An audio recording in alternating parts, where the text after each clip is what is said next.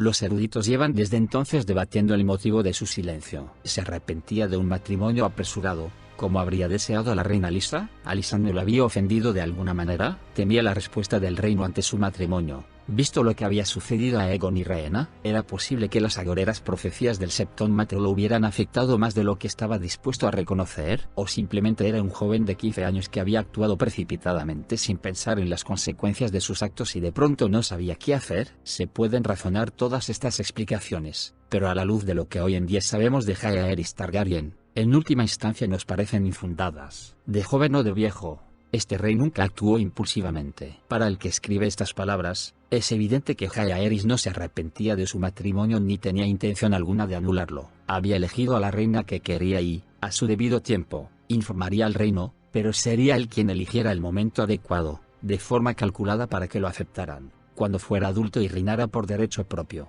no siendo un joven que se casaba en contra de la voluntad de su regente. La ausencia del joven rey en la corte no pasó desapercibida durante mucho tiempo. Apenas se habían enfriado las cenizas de las hogueras de la celebración del Año Nuevo cuando los habitantes de Desembarco del Rey empezaron a preguntar por él. Para callar los rumores, la reina Lisa hizo circular la historia de que su Alteza se había tomado un tiempo para descansar y reflexionar en Rocadragón, la antigua sede de su casa, pero a medida que pasaban los días y seguía sin haber ni rastro de Jaehaerys, tanto los nobles como la plebe empezaron a hacer cábalas. ¿Estaría enfermo? ¿Lo mantendrían prisionero por motivos desconocidos? El joven rey, guapo y afable, paseaba antes con toda libertad por Desembarco del Rey, aparentemente encantado de mezclarse con sus habitantes, y esa desaparición repentina parecía impropia de él. La reina Alisande, por su parte, no tenía prisa por volver a la corte. Aquí te tengo para mí sola día y noche, dijo a Jaehaerys. Cuando volvamos me consideraré afortunada si consigo robarte una hora, porque no hay hombre en Poniente que no quiera algo de ti.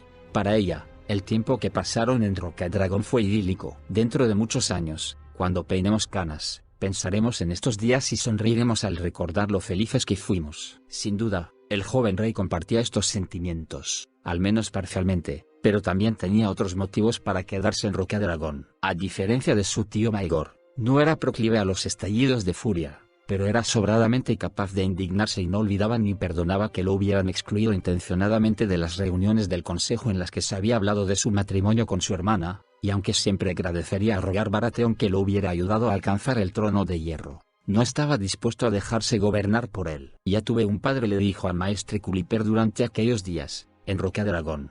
No necesito otro. El rey reconocía y apreciaba las virtudes de la mano, pero también era consciente de sus defectos, que habían quedado muy patentes en los días anteriores a la boda dorada, cuando fue Jaehaerys quien concedió audiencia a los señores del reino mientras Rogar se dedicaba a cazar, beber y desflorar doncellas. Jaehaerys también era consciente de sus limitaciones y pensaba solventarlas antes de sentarse en el trono de hierro. Habían menospreciado al rey Aenys, su padre, porque lo consideraban débil, en parte por no ser un guerrero como su hermano Maegor. Jaehaerys estaba decidido a que ningún hombre osara nunca cuestionar su valentía ni su destreza con las armas. En Rocadragón tenía a Ser Merrell Buyok, comandante de la guarnición del castillo, a sus hijos Ser Alain y Ser Howard, a un maestro de armas experimentado, Ser Elias Scales, y a sus 7, los mejores guerreros del reino. Todas las mañanas practicaba con ellos en el patio del castillo, exigiéndoles a gritos que no se contuvieran en sus avances, que lo presionaran, hostigaran y atacaran con todas sus fuerzas. Se entrenaba de la mañana a la noche, perfeccionando su dominio de la espada,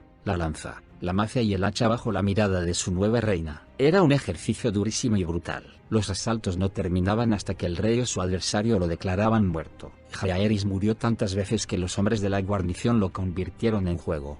Gritaban: el rey ha muerto cada vez que caía, y viva el rey cada vez que lograba ponerse en pie. Sus adversarios empezaron a cruzar apuestas sobre quién lo mataba más veces. Se dice que el ganador fue el joven Ser Pate la Perdiz, cuya veloz lanza, supuestamente, enfurecía a su Alteza. Jaehaerys solía estar magullado y ensangrentado por las noches, para desmayo de Lysandre, pero progresaba tan notablemente que al final de su estancia en Rocadragón, el anciano Ser Elias le dijo: Alteza, nunca seréis miembro de la Guardia Real, pero si vuestro tío Maegor en persona se levantara de la tumba por obra de algún sortilegio y se os enfrentara, apostaría por vos. El maestre Culiper se acercó a Jaehaerys una noche, después de una jornada que había supuesto un duro esfuerzo y lo había dejado hecho polvo. ¿Por qué os castigáis de esta manera? Alteza preguntó. El reino está en paz. El reino estaba en paz cuando murió mi abuelo, respondió el joven rey con una sonrisa, pero mi padre no acababa de ascender al trono cuando se alzaron enemigos por doquier. Lo ponían a prueba para saber si era fuerte o débil, y a mí también me tantearán. No andaba desencaminado, aunque cuando llegó el momento de su primera prueba, fue de una naturaleza tan distinta que ningún entrenamiento en Roca al Dragón podría haberlo preparado ni remotamente. Porque lo que se pondría a prueba serían su valía como hombre y su amor por su joven reina. No sabemos gran cosa sobre la infancia de Alysanne Targaryen, la quinta de los hijos del rey Aenys y la reina Alysa, y por añadidura mujer, por lo que los cortesanos la encontraban menos interesante que a sus hermanos mayores, que la precedían en la línea de sucesión. De lo poco que nos ha llegado sabemos que Alysanne era una joven inteligente, pero que no destacaba, menuda pero no enfermiza, cortés, obediente, de sonrisa dulce y voz agradable. Para gran alivio de sus padres, no mostraba indicios de la timidez que había afectado de niña a Rhaena, su hermana mayor, ni tampoco del carácter terco y antojadizo que mostraba Aerea, la hija de Rhaena.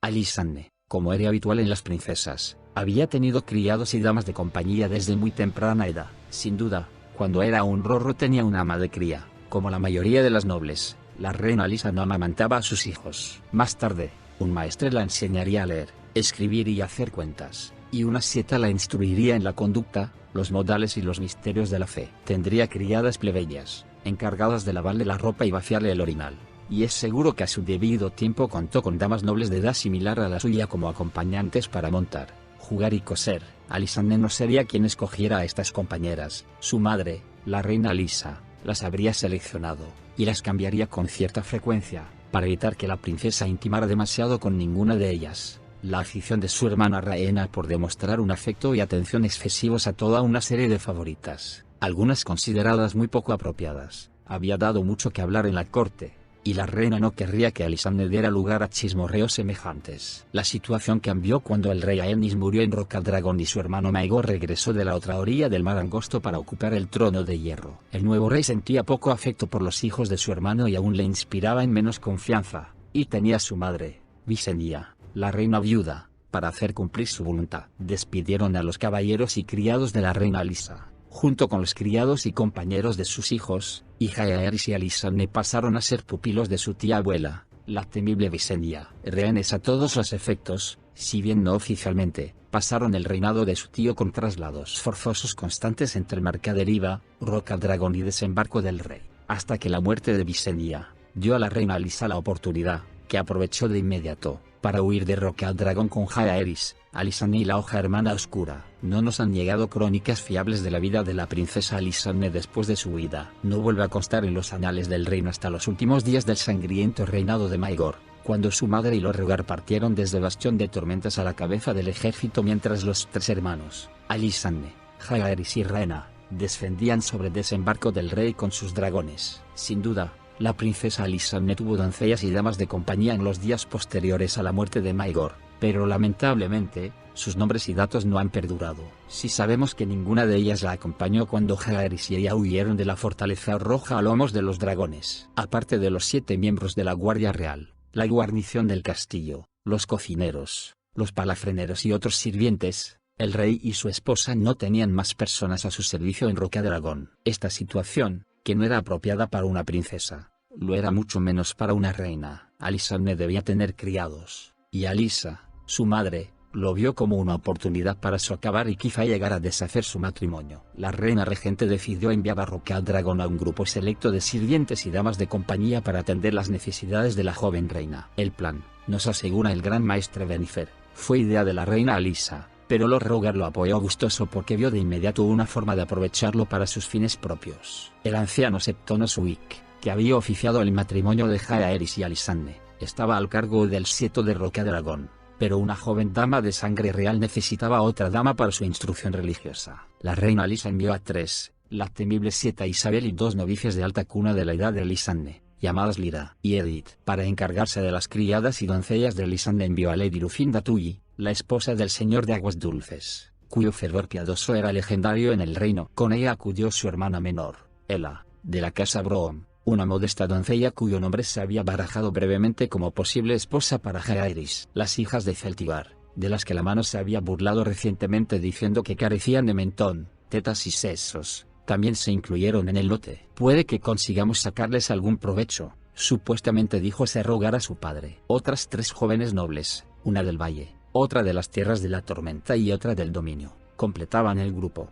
Genis de la casa Templeton, Corianne de la casa Wilde y Rosamund de la casa Bol. Salta a la vista que la reina Lisa quería que a su hija la atendieran compañeras adecuadas para su edad y posición, pero este no fue el único motivo por el que envió a estas damas a Rocadragón. La Seta Isabel, las novicias Edith y Lyra, la piadosísima Lady Lucinda y su hermana tenían encomendado otro cometido. La reina regente esperaba que estas mujeres beatas y estrictas convencieran a Alisanne, y quizá incluso a Jaehaerys, de la abominación que suponía a ojos de la fe que 2 hermanos yacieran juntos. Los niños, como insistía en llamar la reina Lisa a los reyes, no eran maliciosos, solo jóvenes y obstinados. Con la debida atención, verían lo errado de su conducta y renegarían de su matrimonio antes de que el reino padeciera las consecuencias. Al menos, ese era el propósito de sus plegarias. Los motivos de Lord Rogar eran más retorcidos. Como no podía confiar en la lealtad de la guarnición del castillo ni en los miembros de la Guardia Real, necesitaba ojos y oídos en Rocadragón. Tenían que informarlo de todo lo que Jaehaerys y Alisanne dijeran o hicieran.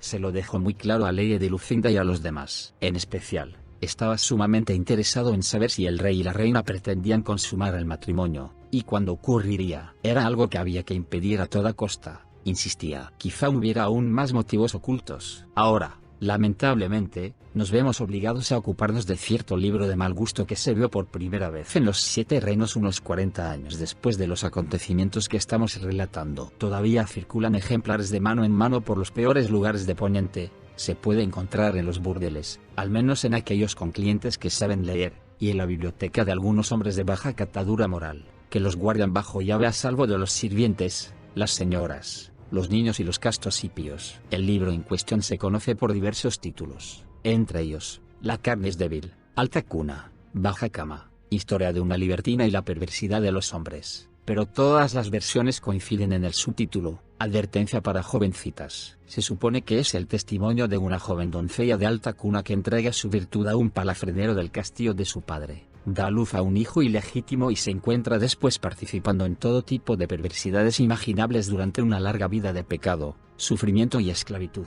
Si el relato es cierto, aunque hay fragmentos que harían desconfiar al más crédulo, durante el transcurso de su vida, la autora fue doncella de una reina, amante de un joven caballero, vivandera en las tierras de la discordia de Esos, criada en Mir, titiritera en Tiros, juguete de una reina corsaria de las islas Basilisco, esclava en la antigua Volantis, donde la tatuaron, perforaron y anillaron, doncella de un hechicero de Carten, y por último, regente de una casa de placer de Lis, antes de volver a Antigua y a la fe en última instancia. Supuestamente, terminó sus días como Sieta en el Septo Estrellado, donde relató la historia de su vida como advertencia para que otras jóvenes no pasaran por su mismo trance. Los detalles lascivos de estas aventuras eróticas no nos conciernen en estas páginas. Nuestro único interés reside en la primera parte del sórdido opúsculo, el relato de la juventud de la protagonista y supuesta autora de Advertencia para jovencitas, ya que no es otra que Corianne Wilde, una de las jóvenes que enviaron a Rocadragón como dama de compañía de la joven reina. No disponemos de manera alguna de constatar la veracidad de su historia, ni siquiera de saber si fue en realidad la autora de ese libro infame. Algunos argumentan, con razón, que el texto tiene diversos autores, porque el estilo de la prosa varía en gran medida de un episodio a otro. Sin embargo, el comienzo de la narración sobre Lady Corianne está respaldado por los registros de un maestre que de joven había servido en Aguasmill. Cuenta que, cuando tenía 13 años, la hija menor de Lord Wilde fue seducida y desflorada por un hosco mozo de los establos. En Advertencia para jovencitas se describe a este mozo como un joven apuesto de su misma edad,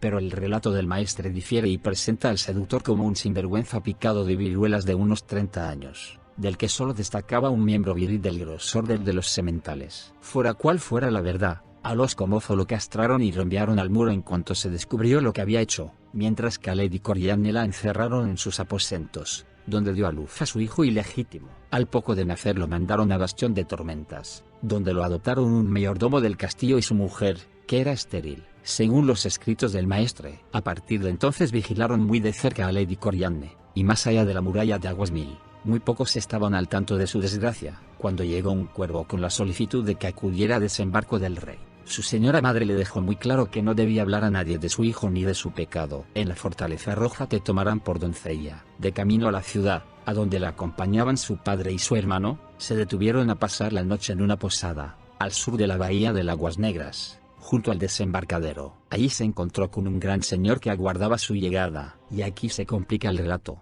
porque la identidad del hombre de la taberna no está clara, ni siquiera entre aquellos que admiten que pueda encontrarse un eco de hechos reales, una advertencia para jovencitas. Durante años y siglos, a medida que el libro se copiaba una y otra vez, se realizaron muchos cambios y enmiendas en el texto. Los maestres copistas de la Ciudadela reciben una formación muy estricta para reproducir los originales palabra por palabra, pero hay muy pocos escribas en el mundo que sean tan disciplinados. Estos septones, sietas y hermanas sagradas eliminan o alteran los pasajes que les parecen ofensivos, obscenos o teológicamente erróneos a medida que copian e iluminan los libros de la fe. Como prácticamente todo el contenido de advertencia para jovencitas es obsceno, probablemente no lo transcribieron maestres, septones ni septas. Dado que tenemos conocimiento de cientos de ejemplares, aunque Baelor el Santo quemó otros tantos, los escribas encargados de copiarlo fueron probablemente septones expulsados de la fe por beber, robar o fornicar, estudiantes fracasados de la Ciudadela sin cadena, plumas contratadas en las ciudades libres, o titiriteros, los peores de todos. A falta del rigor de los maestres, estos escribas se tomaban en muchas ocasiones la libertad de mejorar los textos que copiaban.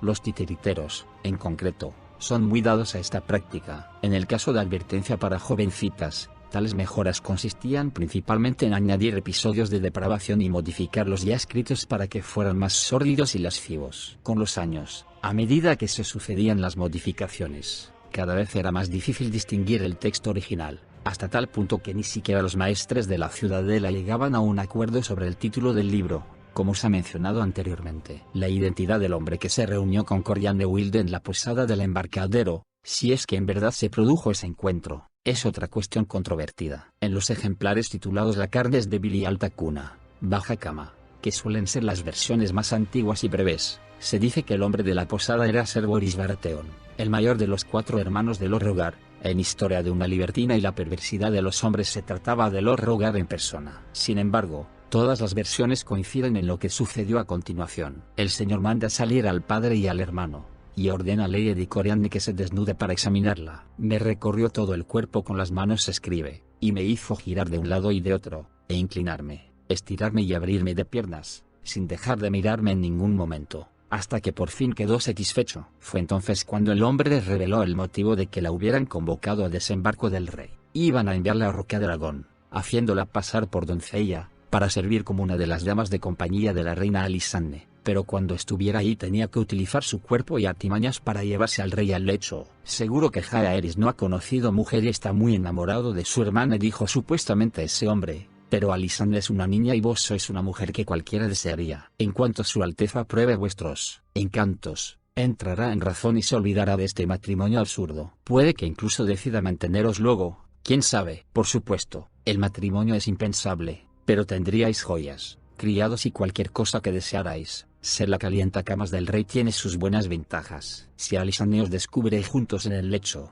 tanto mejor. Es muy orgullosa, y abandonaría de inmediato a un esposo infiel. Y si volvierais a quedaros encinta, vuestro vástago y vos recibiríais todo tipo de atenciones, y vuestros padres serían ampliamente recompensados por vuestro servicio a la corona. ¿Hasta qué punto podemos fiarnos de este relato? Después del tiempo transcurrido, cuando los protagonistas de los acontecimientos que se narran murieron hace tanto, no hay manera de comprobar que tuviera lugar el encuentro junto al embarcadero, y si es cierto que algún Baratheon se reunió en privado con Corian Wilde antes de que llegara a desembarco del rey, no podemos saber qué le dijo. Quizás simplemente la instruyó en sus deberes como espía de la Torah, como habían instruido al resto de las jóvenes. El archimaestre Crey, en sus escritos de la Ciudadela de los últimos años del extenso reinado del rey Jaehaerys, sostenía que el pasaje de la posada era una torpe intentona de calumniar a Lord Rogar y mancillar su nombre, y llegaba hasta el punto de atribuir el embuste a Sir Boris Baratheon, que solía discutir muy acaloradamente con su hermano en los últimos años de su vida. Otros eruditos, entre los que se incluye el maestre Riven, el mayor experto de la Ciudadela en textos censurados, prohibidos, fraudulentos y obscenos, no le daba mayor importancia que a cualquier otro relato de los que sirven para alimentar la lascivia de los jóvenes, los bastardos, las prostitutas y los hombres que disfrutan de sus favores. Entre la plebe, escribió Riven, siempre hay hombres lascivos que se deleitan con narraciones sobre grandes señores y nobles caballeros que pervierten a doncellas, ya que los afirman en su creencia de que sus superiores son tan lujuriosos como ellos. Es posible. Aún así, hay ciertos hechos que sabemos que son ciertos y que podrían ayudarnos a alcanzar conclusiones. Sabemos que la hija menor de Morgan Wilde, señor de Aguasmill, fue desflorada a una corta edad y dio a luz a un hijo ilegítimo. Podemos suponer razonablemente que Lord Rogar conocía su situación, no solo porque el padre de la joven era su vasallo, sino también porque dio empleo al bastardo en su servidumbre. Sabemos que Corianne Wilde estaba entre las doncellas que enviaron a Rocadragón como damas de compañía de la reina Alisanne, elección un tanto curiosa y singular. Si iba a limitarse a acompañar a la reina, había muchas otras jóvenes de noble cuna y edad adecuada, con la virginidad intacta y una virtud intachable. ¿Por qué ella? Se han preguntado muchos en el transcurso de los años. ¿Acaso tenía un don especial, un encanto particular? Si así era, nadie lo puso de relieve en su momento. ¿Podría ser que Lord Rogar o la reina Lisa estuvieran en deuda con su señor padre o su señora madre por algún favor o atención del pasado? No consta en ningún registro. Jamás se ha ofrecido ninguna explicación lógica para la elección de Corianne Wilde, excepto la respuesta simple y desagradable que nos da advertencia para jovencitas. No la enviaron a Rocadragón para Alisanne, sino para Jaehaerys. Los registros de la corte indican que la sieta Isabel, Lady Lucinda y las otras damas elegidas para servir a Alisanne Targaryen embarcaron en la galera mercante Mujer Sabia al alba del 7º día de la segunda luna del 50 d.C., y partieron hacia Rocadragón con la pleamar de la mañana. Aunque la reina Lisa había avisado de su partida con un cuervo, estaba preocupada por si las mujeres sabias, como se las conocería a partir de ese día, se encontraban cerradas las puertas de Rocadragón a su llegada. Se trataba de temores infundados, ya que la joven reina y los hombres de la Guardia Real las esperaban en el puerto cuando desembarcaron, y Alisanne las recibió a todas con una amplia sonrisa y regalos. Antes de que pasemos a relatar los hechos posteriores, volvamos la mirada brevemente hacia Isla Bella, donde Rhaena Targaryen, la reina en el oeste, residía con su reciente marido y su corte. Cabe recordar que a la reina Lisa no le había complacido más el tercer matrimonio de su hija mayor que el que pronto contraería su hijo, aunque en el primer caso habría menos repercusiones. No era la única de esta opinión, porque la verdad era que Andrew Farman era una curiosa elección para alguien por cuyas venas corría la sangre del dragón. Se decía que Andrew, el segundo de Lord Farman, ni siquiera su heredero, era un chico bien parecido de ojos azul claro y larga melena rubia, pero tenía 9 años menos que la reina e incluso en la corte de su padre había quien se burlaba de él y lo llamaba media chica, porque era de verbo delicado y naturaleza amable. Fracasó notablemente como escudero, nunca llegó a caballero y no compartía ninguna de las habilidades castrenses de su padre y su hermano mayor. Durante un tiempo, su padre barajó la idea de enviarlo a Antigua para que se forjara una cadena de maestre, hasta que su maestre le dijo que no tenía la inteligencia suficiente, apenas sabía leer ni escribir. Años después, cuando preguntaron a Rhaena Targaryen por qué había elegido un esposo tan poco prometedor, contestó: era amable conmigo. El padre de Andrew también había sido amable con Elisa, le ofreció refugio en Isla Bella después de la batalla de la Ribera del Ojo de Dioses, cuando su tío el rey Maegor quería apresarla y los clérigos humildes del reino las condenaron a ella por ser una vil pecadora y a sus hijas por ser abominaciones. Hay quien sostiene que la reina viuda se desposó con Andrew en parte por compensar a Lord Farman,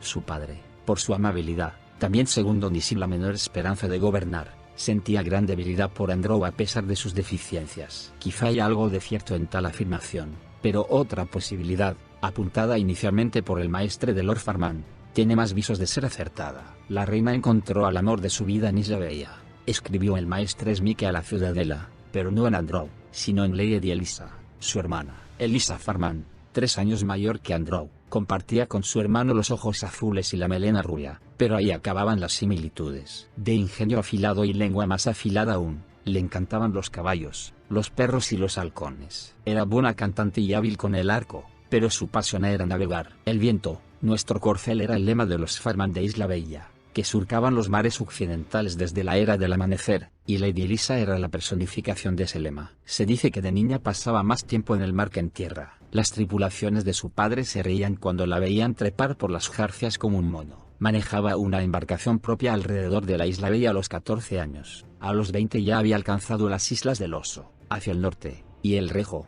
hacia el sur. A menudo, para espanto de sus señores padres, hablaba de su deseo de navegar más allá del horizonte occidental para averiguar qué tierras extrañas y fabulosas podrían encontrarse allende el mar del ocaso. Habían comprometido a Lady Elisa en 2 ocasiones, una cuando tenía 12 años y otra cuando tenía 16, pero había atemorizado a los 2 pretendientes, como reconocía su padre a regañadientes. Sin embargo, en Rhaena Targaryen encontró a una compañera de parecer similar y la reina descubrió en ella a una nueva confidente. Junto con Alayne Royce y Samantha Stokeworth, dos de las mejores amigas de Rhaena, se hicieron casi inseparables. Una corte dentro de la corte que Sir Franklin Farman, el hijo mayor de Lord Mark, apodó la bestia de 4 cabezas. Al nuevo marido de Rhaena, Andrew Farman, se lo admitía en el círculo de vez en cuando, pero no con tanta frecuencia como para considerarlo la 5ª cabeza. Más revelador resulta que Rhaena no lo llevara nunca a volar a lomos de su dragón a fuego en sueño, aventuras que compartía a menudo con las damas Elisa, Alayne y Sam. En justicia, es más que probable que la reina invitara a Andrew a compartir el cielo con ella y que él declinara la invitación porque no era de espíritu aventurero.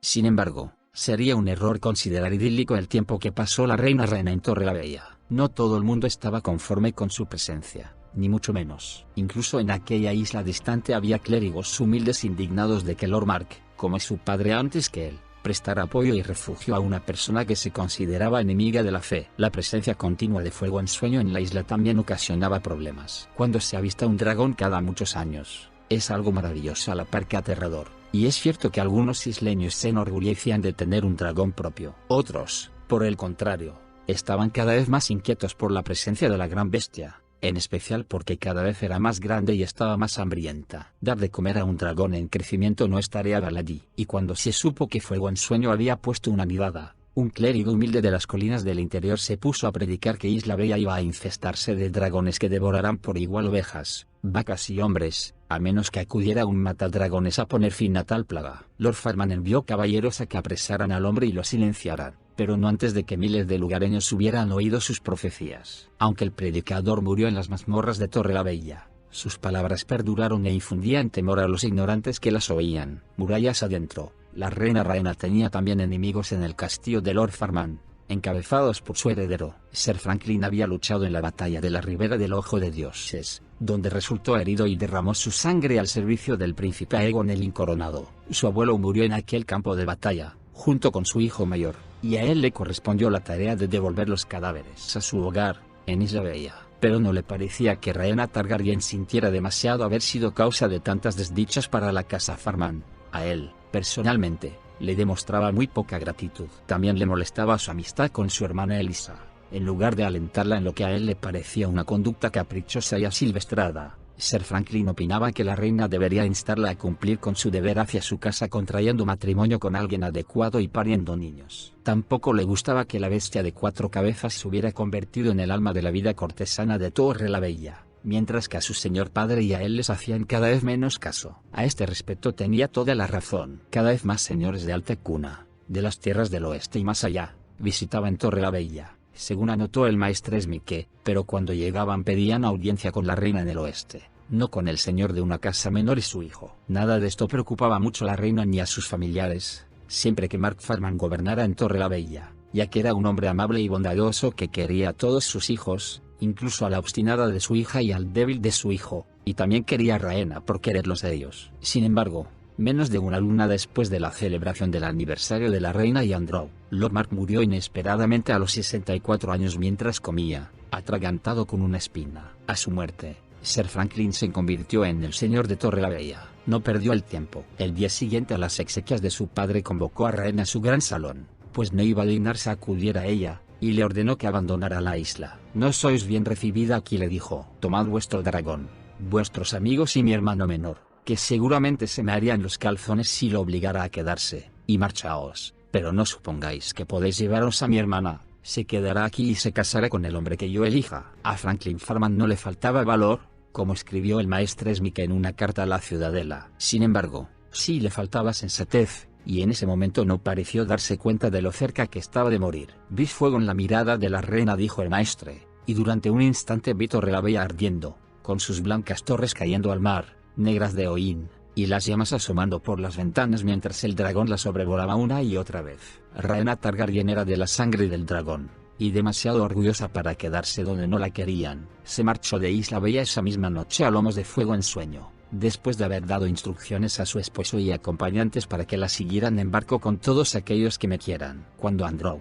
rojo de cólera, se ofreció a enfrentarse a su hermano en combate singular, la reina lo disuadió de inmediato. Te haría pedazos, Mi amor, le dijo, ¿y si me quedara viuda por tercera vez? Me llamarían bruja o algo parecido y me darían caza por todo Poniente. Le recordó que Lyman Lannister, señor de Roca Casterly, la había acogido anteriormente y estaba convencida de que la recibiría bien si volvía. Andrew Farman, Samantha Stokeworth y Alain Royce se dispusieron a partir a la mañana siguiente, junto con más de 40 de los amigos, sirvientes y parásitos que rodeaban a su Alteza, ya que había reunido a una buena camarilla como reina en el oeste. Lady Elisa los acompañaba, pues no tenía la menor intención de quedarse atrás. El capricho de la doncella, su embarcación, estaba listo para zarpar. Pero cuando el grupo de la reina llegó a los muelles se encontró a Sir Franklin esperándolo. Los demás podían irse y les deseaba buen viaje, anunció, pero su hermana se quedaba en Isla Bella para casarse. El nuevo señor solo había llevado media docena de hombres para que lo acompañaran, y había menospreciado el cariño que sentía por su hermana la gente común,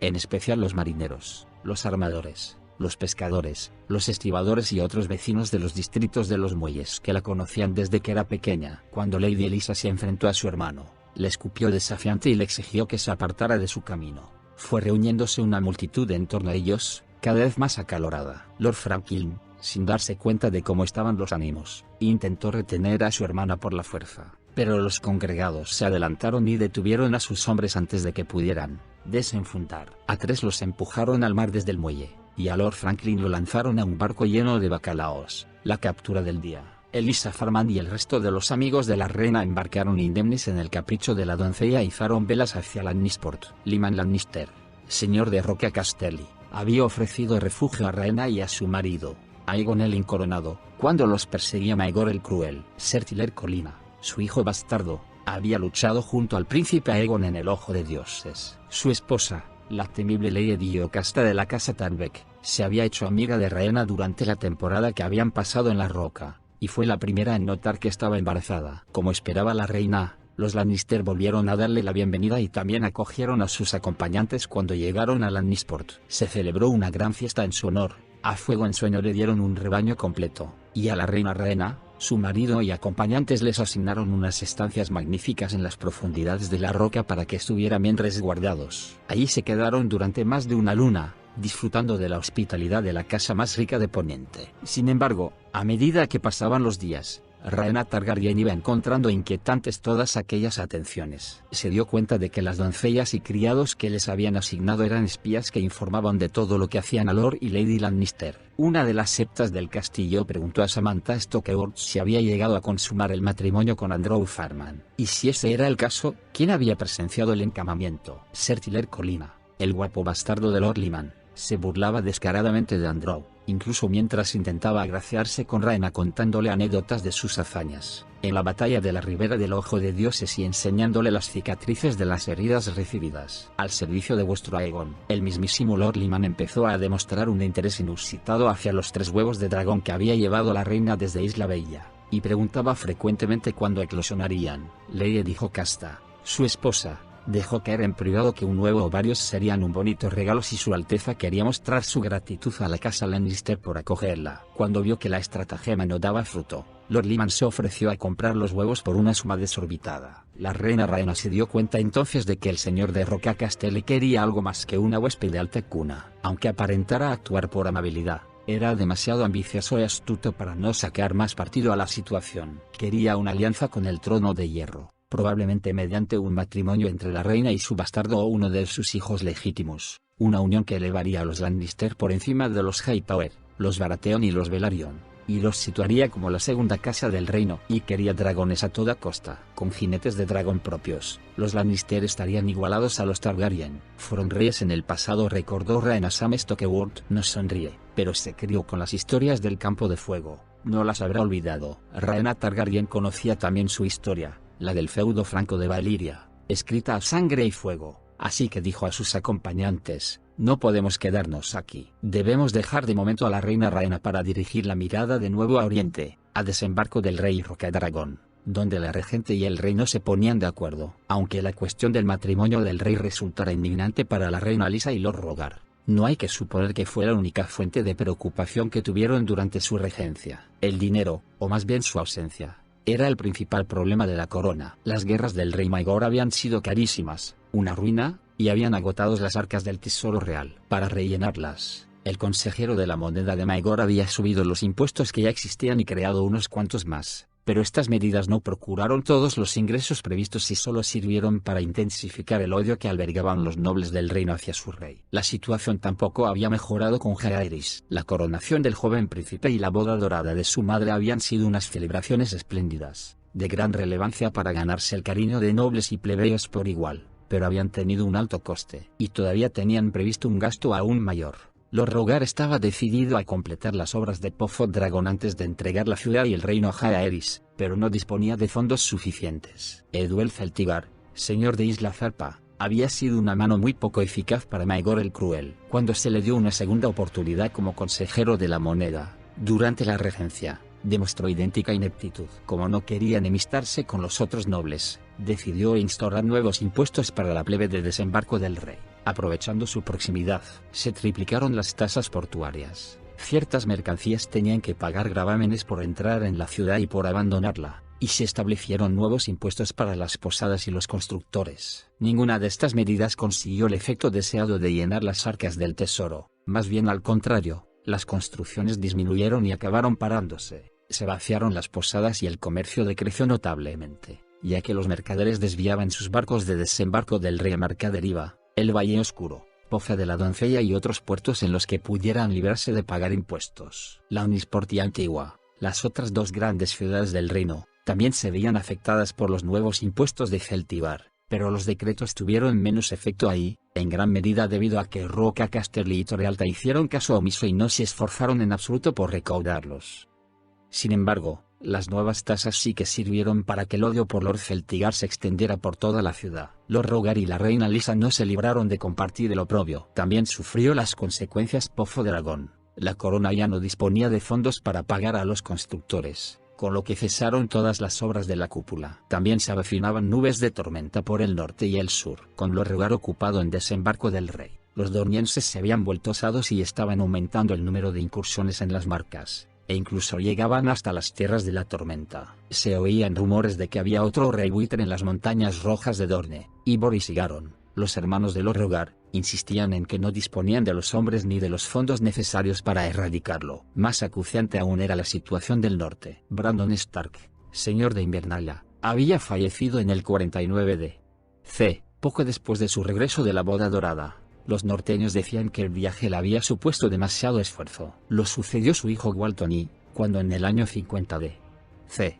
estalló una rebelión entre los hombres de la Guardia de la Noche en Puerta Escarcha y la fortaleza de Azabache, reunió a su ejército y cabalgó hasta el muro para unirse a los hombres leales de la Guardia y sofocar el alzamiento. Los rebeldes eran antiguos clérigos humildes e hijos del guerrero que habían aceptado la clemencia del niño rey. Los encabezaban Sir Oliver Bracken y Sir Raymond Mayeri, dos caballeros cambiacapas que habían servido en la Guardia Real de Maegor antes de abandonarlo por Jaehaerys. El Lord Comandante de la Guardia de la Noche, con muy poco tino, les había dado el mando de dos fortalezas abandonadas con órdenes de restaurarlas, pero lo que hicieron los dos hombres fue quedárselas y establecerse como señores de esos castillos. Su rebelión fue muy breve. Por cada hombre de la Guardia de la Noche que se había unido al levantamiento, 10 habían seguido fieles a sus votos. En cuanto les llegó el apoyo de Lord Stark y sus banderizos, los hermanos negros recuperaron Puerta Escarcha y colgaron a los perjuros, con excepción de Sir Oliver, a quien Lord Stark decapitó con hielo, su célebre mandoble. Cuando la noticia llegó a la fortaleza de Azabache, los rebeldes huyeron al otro lado del muro con la esperanza de unirse a los salvajes. Lord Walton los persiguió, pero cuando llevaban 2 días por la nieve del Bosque Encantado, sus hombres y él cayeron víctimas de una emboscada de gigantes. Posteriormente se narró que Walton Stark dio muerte a 2 de ellos antes de que lo arrancaran de la montura y lo despiezaran. Los supervivientes volvieron con sus pedazos al Castillo Negro. En cuanto a Sir Raymond Mayer y el resto de los desertores, los salvajes no los acogieron muy bien. Rebeldes o no, el pueblo libre no necesitaba ningún cuervo. La cabeza de Sir Raymond llegó a Guarda Oriente medio año después. Cuando preguntaron al jefe de los salvajes qué había sido del resto de los hombres, se rió y dijo: "Nos los comimos". Alaric, un hombre capaz pero adusto, segundo hijo de Brandon Stark, se convirtió en señor de Invernalia. Gobernaría el norte durante 23 años. Durante mucho tiempo no dijo nada bueno de Jaehaerys, porque culpaba a la clemencia del rey de la muerte de su hermano Walton, y con frecuencia se le oía decir que su Alteza tendría que haber decapitado a los hombres de Maegor en lugar de mandarlos al muro. Muy lejos del norte y sus tribulaciones,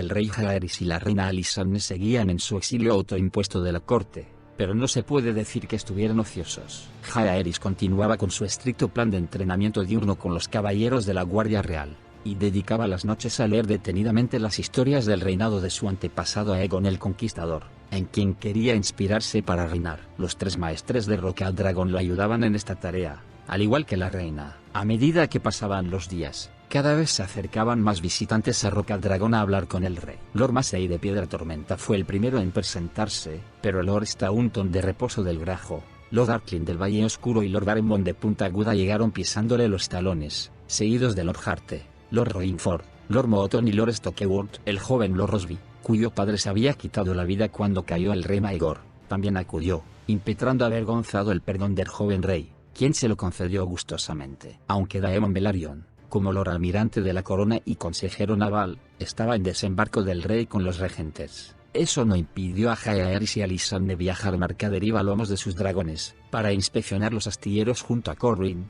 Jorgen y Victor, los hijos de Daemon. Cuando la noticia de estas audiencias llegó a oídos de Lord Rogar, en desembarco del rey, se puso furioso y llegó a preguntar a Lord Daemon si se podría utilizar la flota de los Velaryon para impedir que esos señores pelotilleros se arrastraran hasta Rocael Dragón a ganarse el favor del niño rey. La respuesta de Velaryon fue contundente: no. La mano se lo tomó como una muestra más de falta de respeto. Mientras tanto, las nuevas damas de compañía de la reina Alysanne y el resto de su corte se habían acomodado en Rocael Dragón, y pronto resultó patente que la intención de su madre de que esas mujeres sabias persuadieran a la joven reina de que su matrimonio era inapropiado e impío iba a caer en saco roto. Ni los rezos ni los sermones ni la lectura de la estrella de 7 puntas conseguían socavar la convicción de Alysanne Targaryen de que los dioses habían querido que se casara con su hermano Jaehaerys para ser su confidente, su fiel consorte y la madre de sus hijos. Será un gran rey, dijo a la sieta Isabel, a Leye de Lucinda y a las otras, y yo seré una gran reina. Tan firme era su convicción, y tan amable, cariñosa y afectuosa era ella en todo lo demás, que las siete y las otras mujeres sabias descubrieron que no podían reprocharle nada y que con cada día que pasaba estaban más de su parte. El plan de Lord Rogar de separar a Jaehaerys y Alysanne tampoco marchaba muy bien. El joven rey y su reina querían pasar la vida juntos, y aunque más adelante tendrían una discusión que sería famosa y acabarían separados, tanto el Septonos Wick como el maestre Culiper nos cuentan que ni una sombra ni una palabra más alta que otra se interpusieron jamás entre ellos mientras estuvieron en Rocael Dragón. Antes de que Jaehaerys alcanzara la mayoría de edad, ¿fallaría Corian Neoilde en su intento de seducir al rey? ¿Es posible que ni siquiera llegara a intentarlo? ¿Acaso será simple ficción el relato del encuentro en la posada? Todo es posible. El autor o autora de Advertencia para Jovencitas afirmaba lo contrario, pero a este respecto, el tristemente famoso texto es todavía menos de fiar que en general, pues se divide en media docena de versiones contradictorias, cada una más vulgar que la anterior. No encajaría con el lascivo relato reconocer que Jaehaerys la rechazara ni que ella no encontrara la oportunidad de seducirlo, por lo que nos ofrece una serie de aventuras lujuriosas, una feria de obscenidades. En Historia de una libertina se insiste en que Lady Corian no solo se acostó con el rey, sino también con los 7 miembros de la Guardia Real. Supuestamente, Su Alteza se la pasó a Pate la Perdiz después de saciar sus apetitos. Pate, a su vez, se la pasó a Ser Joffrey, y así uno tras otro. Alta Cuna, Baja Cama omite estos detalles, pero nos relata que Jaehaerys no se limitó a invitar a la joven a retozar en su lecho, sino que también lo compartieron con la reina Alysanne y dieron lugar a unos episodios más propios de las infames casas de placer de Lys. Una historia un poco más verosímil es la que se relata en La carne es débil, donde Corian Milde sí que seduce al rey Jaehaerys y se lo lleva al lecho, pero se encuentra con torpeza, inseguridad y apresuramiento por su parte, lo normal en un chico de esa edad que yace con una mujer por vez primera. Sin embargo, para entonces Lady Corianne sentía gran admiración y respeto por la reina Alysanne, como si se tratara de mi hermana pequeña, y también sentía aprecio por Jaehaerys. Por tanto, en lugar de intentar entrometerse en el matrimonio del rey, decidió asumir la responsabilidad de que fuera un éxito, instruyendo a Su Alteza en el arte de dar y recibir placer, de forma que estuviera plenamente